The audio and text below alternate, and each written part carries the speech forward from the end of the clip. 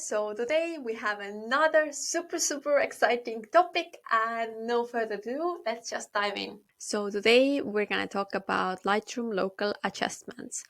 So this actually means that we're gonna dive deep into brushes and filters, and especially brushes that are a complete game changer in your Lightroom photography work. And no further ado, let's just dive in because this is a game changer, as I told you before. When you don't know about brushes and filters, then you know nothing. Okay, let's let's skip the Game of Thrones, but I guess this one will be a more useful thing because we're gonna go into details, like extra details. So if you know a little bit about brushes, then still stay tuned because we're gonna dive even deeper than the usual things that quite often courses cover. So first of all, local adjustments in general are to make corrections to a specific area of the photo. So for example, you may want to lighten a cookie to make it stand out on your whole photo, or enhance the blue sky in your landscape. But again, like in this case, we're going to talk about the food that you want to make it pop on your other background. And again, like those local adjustments are a super good solution here.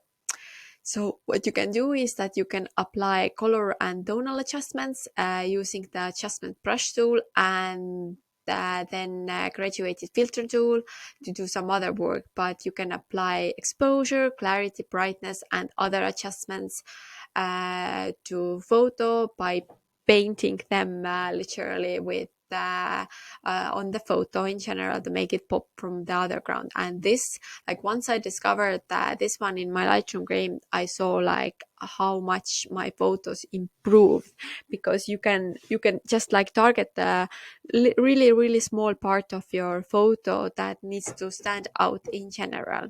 And you can apply an adjustment brush or a filter effect, which is actually the thing that step one, you select the photo to edit it in the library module, and then you press D, then you go to develop module, and to switch a different photo in the develop module, you just choose it from the collection panel and or the film strip. And then you select the adjustment brush tool or graduated filter tool in the tool stripe of the develop module. And then finally, you can have some super fun moments here, and you can have some fun. And third step is that you choose a type of adjustments you want to make from the effect pop-up menu and drag the sliders.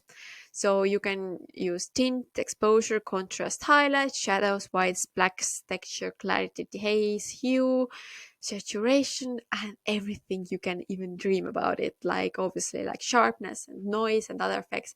But in the end of the day, you just like target a certain area on your photo, and this one is a game changer. And additional effects are available for a specific task, such as whitening teeth, enhancing irises, or softening skin tones. So this is more for portraits, but for food is like, for example, you can make chocolate chip cookies, the chocolate part even more brown, and then you can make the cookies even more brighter or even more like golden, like they're like straight from the oven, and how they should look like. Or quite often it's like the thing in photography is that it doesn't mean that you're gonna go crazy with Photoshop and everything. This is just Lightroom, and you just work on the light and how the light gets the photo. So quite often what in photography what I have seen is that in my eyes, like the cookie was like this, but the photo came out completely different. I don't know, we might have had like settings wrong with the white balance or something. But here is the chance that especially when you remember how the food was, then you can recreate this one and make some adjustments in your Lightroom. And this is a game changer. Like, this is one of the things that you have to use, especially when you're shooting raw. And fourth step is you drag the individual effect slider to increase or decrease the values. So adjustment brush tool only. And fifth step is that you specify options for adjustment brush A, and then you can play around with size, weather, flow, auto masking, then intensity. So you can go into details, like super details. I would even highly recommend you to just zoom in, get in your bigger screen, and target the specific area, and especially with the size and the feather, like how much intensity is, like how is the overflow with everything, and with masking intensity. So you can play around with these tools, and these tools can make magic. It doesn't mean that you're going to make the photo fake. It just means that you're just making some of the subjects pop like really nicely. And then the sixth step is that you drag in the photo to apply the effects. Pin appears in the initial application point, and the mask mode changes to edit. So for a graduated filter effect, the three white guides represent the center, low and high range of the effect. To modify graduated filter or radial filter using brush control. So you can modify graduated filter masks using brush controls, only you have added a mask to access brush controls. Then you select the brush option, and then next to new edit. And that's how you can like build layer on layer and layer and layer, and it's a huge game changer in general. And again, like that's what we were talking about before, is that you can play around with your brush, like how should the brush look like.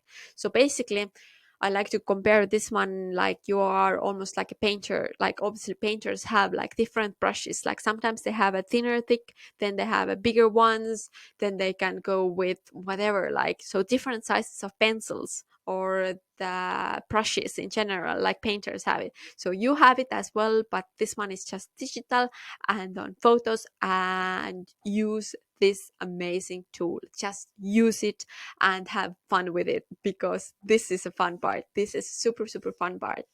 And then as appropriate, you use the plus or minus to erase the brushes. And in Lightroom Classic, let you customize 3 different filter brushes, so A, B, and then erase.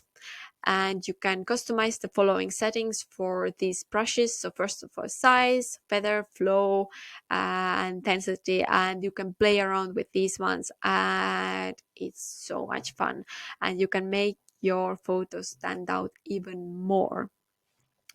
And to reset any changes, you have to make the 3 brushes A, B, C, to read them and their default states. So just click like reset brushes.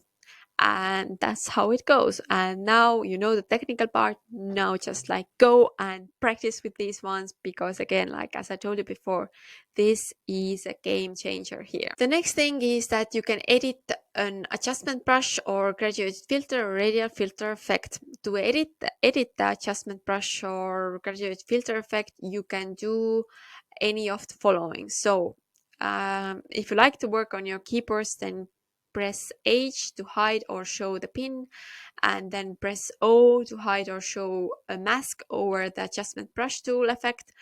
Or you can press O to cycle through the red, green, and white masks. And yeah, so these are just like the shortcuts that you can use to play around with this one even more and have fun, like a lot of fun with these ones. And if you like you to have the workflow like this and even more quicker, then definitely learn these shortcuts, and your Lightroom work can be even more efficient. The next thing you can do is that you can apply local adjustments with color, luminance, or depth range mask.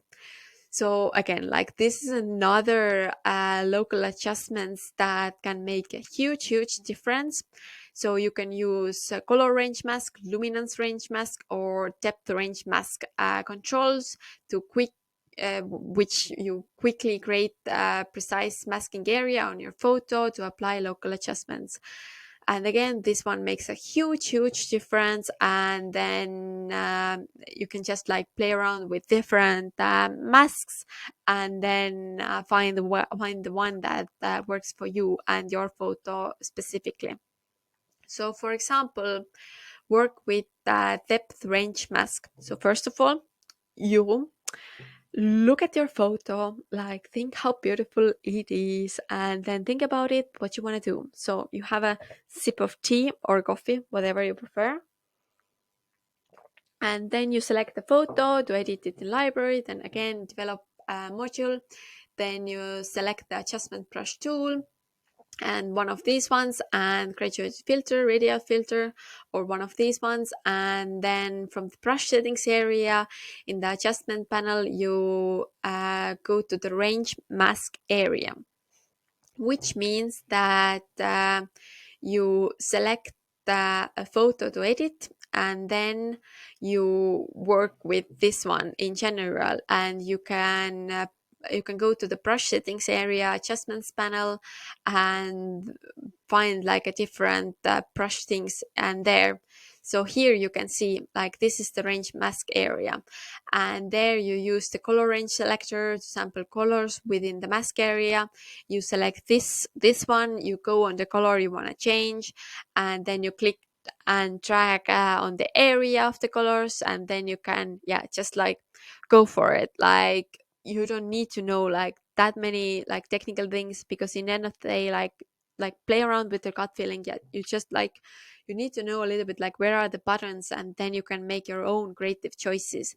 So if you're gonna want to go details into this one, then definitely like look at these slides and go through these ones, and then every single step of this one. And then you can play around with colors, and you can target the specific area there.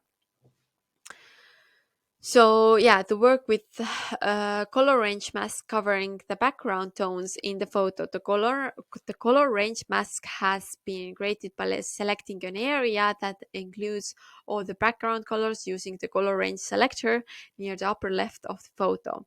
So then using the color range slider, you can reduce the effect of something, or for example for the leaves or whatever is on your photo.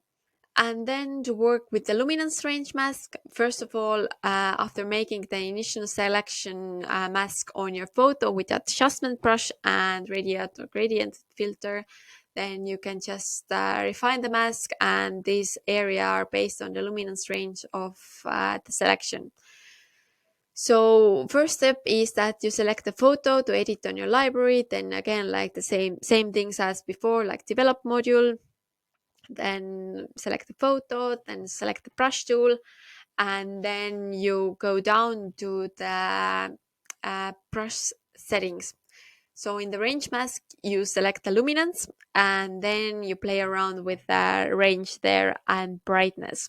So in the brush settings area, you have you can choose the range mask type luminance, and then from the drop down list, by default you play around with the range mask there. And then you select the luminance range within the mask area and do any of the following. So you adjust the range slider to define the endpoints of the selected luminance range, and then you select luminance range selector from the range panel, and then you just play around with these ones, and then you find what works for you. And you can use the smoothness slider to adjust how smooth the fall off is at either end of the selected luminance range. It might feel like a little bit complicated at first, but once you have done it through on your own, then it goes easier, and it's something super useful tool in general. The next thing you definitely have to know is how to work with multiple local adjustments. So that means that when applying and working with multiple local adjustments, keep in mind the following. First of all, click any pin to select it, and select pin as pin has a black center and non-selected pins are solid white. So press H once the show to select the pins, and then when the adjustment brush tool is selected, only adjustment pins are available to edit. So when the graduated filter tool is selected, only graduated filter pins are available to edit. And then the adjustment brush tool drawer allows you the specific options for two brushes, A and B, and then yeah, you can just like play around with these ones, like remove or erase some of the local adjustments, and in the end of the day you have a beautiful photo that you are looking for. So the next thing is create local adjustments effects as presets, and this is something again like to speed up your workflow. You can create local adjustment effects presets as well. So as any other presets, you can have presets even for local adjustment effects. So if you want to go and create these ones, then using either the graduated filter or adjustment brush tool to apply an effect. And then second step is choose to save current settings as new preset from the effect pop-up menu, and then in the new preset dialog box, like obviously like type the name that you have there, and there you have it. You have a local adjustment effect presets, which are obviously super useful, especially when you quite often use the same local adjustments, and then you can use this one as following. So let's just like recap quickly this one, because local adjustments in general, as I told you before, is a huge game changer. And if you really want your photos to pop, then you need to use some of these ones, because you can target the specific area of your photos to stand out. And then again, like local adjustments make corrections to a specific area of the photo, and then you can apply an adjustment brush or filter effect. And this is a game changer. I think I have said about 1,000 times game changer on this class, but I'm sure once you start using it, or if you already are using it, then you understand how important it is. And then you can work with the color or luminance range mask in general. And then these ones are also like super useful things that at least like take a look at them. Like if you don't want to start using them straight away, then at least you know like this kind of tool exists as well. And then obviously work with multiple local adjustments, but don't like overrate it, but keep it nice and balanced and beautiful still. And there you have it. Thank you for watching. I hope this was useful, and we will see you in the next one. Bye!